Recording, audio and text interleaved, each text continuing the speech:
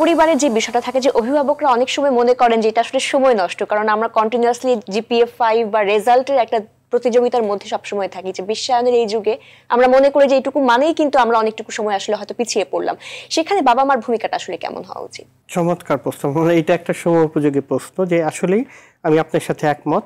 অভিভাবকদের ধারণা যে পড়াশোনাই বেশি করবে, অন্য কিছু করবে না, ফলে বাচ্চারা পড়াশোনায় ভালো হলো কিন্তু তার ভিতরে মানবিক গুণাবলী তৈরি হলো না। আমি আমার ক্যারিয়ারের প্রথম দিকে একটা কেসের কথা মনে আছে, যে বাংলাদেশের খুবই স্বনামধন্য শিক্ষা প্রতিষ্ঠান থেকে পড়াশোনা করা এবং সবচেয়ে স্বনামধন্য 2টা শিক্ষা প্রতিষ্ঠান থেকে পড়াশোনা করা, এবং খুবই প্রতিষ্ঠিত, আর্থিকভাবে খুবই সলভেন্ট একটা পরিবার, এবং সে নিজে আর্থিকভাবে অনেক কি বলবো যে আর্থিকভাবে স্বাবলম্বী একজন মানুষ। যেটা হয়েছে, সে প্রথম বিয়ে করেছে, ডিভোর্স হয়ে গেছে, দ্বিতীয় বিয়ে করেছে, ডিভোর্স হয়ে গেছে, এবং তৃতীয় বিয়েতে সমস্যা হচ্ছে। এখন কথা হচ্ছে যে তার এর কারণটা কি? কারণটা হচ্ছে যে বাবা শেয়ার করছিল যে আমার ছেলেটা তো আসলে অনেকটা ব্রয়লার মুরগির মতো। তো আমি ওই সময় অনেক ছোট ছিলাম বিধায় ওনাকে প্রশ্ন করতে পারি নাই যে এই ব্রয়লার মুরগিটা আপনি যে বললেন এটা আসলে কিভাবে তৈরি করলেন। এটা তো ডেফিনেটলি আপনি ওকে কোথাও বেরোতে দেন নাই, কোথায় খেলতে দেন নাই, কারোর সাথে মিশতে দেন নাই, সোশ্যাল স্কিলগুলো ওর ভিতরে ডেভেলপ করা নেই, ফলে ওর ভিতরে ওটা তৈরি হয়েছে।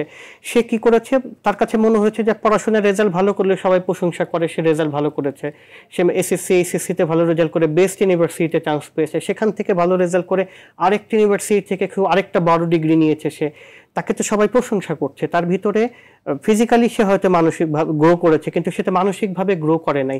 একটা সম্পর্কের ভিতরে মানসিকভাবে গ্রো করাটা অনেক ইম্পর্টেন্ট। যে বউ তো অনেক সময়, মানে যেটা হয় ওয়াইফের কথা বলছে, যে সবসময় কিন্তু সবাই আর্থিক সুবিধাটা চায় না, একটু সময় চায়, সময়টাকে বের করতে হয়। সেটা কি করে বের করতে হবে? হ্যাঁ, আমার কাজের ব্যস্ততা থাকতে পারে, কিন্তু মাঝে মাঝে তো সময়টা বের করা দরকার আছে। বছরে একবার কোথাও যদি আর্থিক সামর্থ্য থাকে আমি ঘুরতে যেতে পারি, এটা দোষের কিছু না।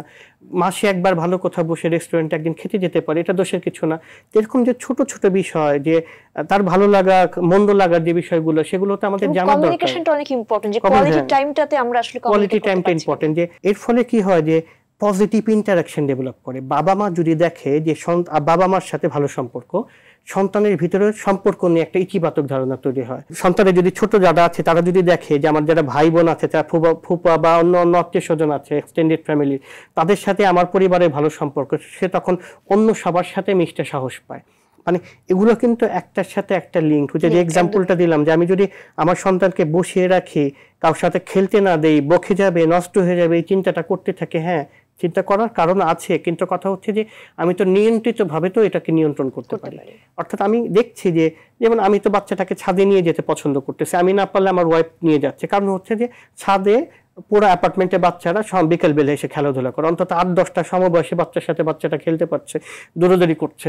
গতকাল একটু ব্যথাও পেয়েছে, পাক না, ঠিক আছে, কি হবে, এটাও দরকার আছে। যে তার মানে যে আমি যখন একটা গ্রুপে যাব, তখন যদি আমি একটু দেখে শুনে না থাকি, আমি একটু ব্যথা পেতে পারি, কষ্ট পেতে পারি। ক্রাইসিস ম্যানেজমেন্টটা তো শেখা দরকার আছে। যদিও সব ক্ষেত্রে হয়তো ঠিকভাবে করতে পারি না, কিন্তু কথা হচ্ছে চেষ্টা তো করতে হবে।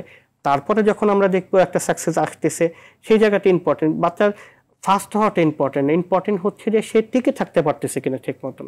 সোশ্যালাইজেশন, সামাজিকরণ প্রক্রিয়াটাও একটা প্রসেস। এইটাকেও আমাদের ছোটবেলা থেকে আস্তে আস্তে করে রপ্ত করতে হবে। যেমন আমি একটু ইন্ট্রোভার্ট টাইপের ছিলাম, কিন্তু আমি চেষ্টা করতে করতে খানিকটা হলে ইন্ট্রোভার্টনেস থেকে বের হয়ে আসতে পেরেছি। আমি আমার নিজের কথা বলছি। সুতরাং এটা হতে পারে যে অন্য মানুষের ক্ষেত্রে তার ভিতরে ইন্ট্রোভার্টনেস আছে, কিন্তু কাজ চালানোর জন্য যতখানি দরকার আমি কিন্তু আমার ভিতরে ততখানি ডেভেলপ করতে পেরেছি। It's a process. এটা আমি একদিনে পারি না। এটা আমি এটা নোটিস করেছি আমি যখন কলেজে পড়ি তখন। তারপরে আমি কাজ করা শুরু করেছি, আমি হয়তো বিশ্ববিদ্যালয় লেভেলে সেই জায়গা থেকে বের হয়ে আসতে পেরেছি। এরকম করে প্রত্যেকটা মানুষের সামনে অনেক চ্যালেঞ্জ আছে। আমি আমার অনেক স্টুডেন্টকে দেখি যে ক্লাসে কোনো কথা বলে না, টোটাল ক্লাস আওয়ারে কথা না বলে থাকে। এবং তরুণদের মাঝে কিন্তু এখন সোশ্যাল অ্যাংজাইটিটা অনেক বেশি আমরা দেখতে পাই। ঠিক তাই। তার মানে ওর অ্যাংজাইটি কাজ করে, হয়তো মনে মনে ভাবে যে কি কোশ্চেন করবে, কোশ্চেন করলে কি মনে করবে, সবাই হাসবে কিনা। কিন্তু কাদের সামনে সে কোশ্চেন করতেছে, যাদের সামনে কোশ্চেন করতেছে সবাই তার ক্লাসমেট, হয়তো একটু হাসলো, কিন্তু এই যে মানে এটা বলে ট্রায়াল অ্যান্ড এরর থেকেই কিন্তু সে শিখলো যে কিভাবে কোশ্চেন করা যেতে পারে। তো যখন এটা হলো তখন কিন্তু অটোমেটিক্যালি সে কিন্তু সোশ্যালাইজের একটা প্রক্রিয়া চলে গেল। কেউ যদি মনে করে যে আমি ভালো থাকবো, আমি ওই সবের নেগেটিভ বিষয়ে জড়াবো না, সে চাইলে ওইরকম হটস্পটগুলোকে অ্যাভয়েড করতে পারে। তাছাড়া কিন্তু ইন জেনারেলি একটা ভালো একটা এনভায়রনমেন্টই থাকে কিন্তু ইনস্টিটিউশন। একদমই সামাজিকীকরণের আসলে কোনো বিকল্প নেই, কারণ আমরা অর্গানাইজিং, লিডারশিপ সবকিছু তো আসলে টিমের মধ্যে হয়, একা একা তো আসলে এটা কোনো কিছুই করা যায় না। ডেফিনেটলি যে আমাদেরকে ট্রায়াল অ্যান্ড ইররের মাধ্যমে শিখতে হবে। সবসময় আমি যে একদম পারফেক্ট বিহেভিয়ার করবো অ্যাজ এ হিউম্যান বিং, আমার পক্ষে সেটা সম্ভব নাও হতে পারে। আমি ভুল করে করেই শিখবো। এখন আমি ডিভাইস থেকে যে ইনফরমেশনগুলো পাই, সেই ইনফরমেশনের আমি প্র্যাকটিক্যাল করতে গিয়ে ভুল করলাম, সেখান থেকে শেখার মধ্যে অনেক পার্থক্য রয়েছে। তো ওইটাই যে আমরা ভুল করতে করতেই শিখি, এবং নিজের ভুলটাকেও অ্যাকসেপ্ট করার একটা মানসিকতা থাকতে হবে।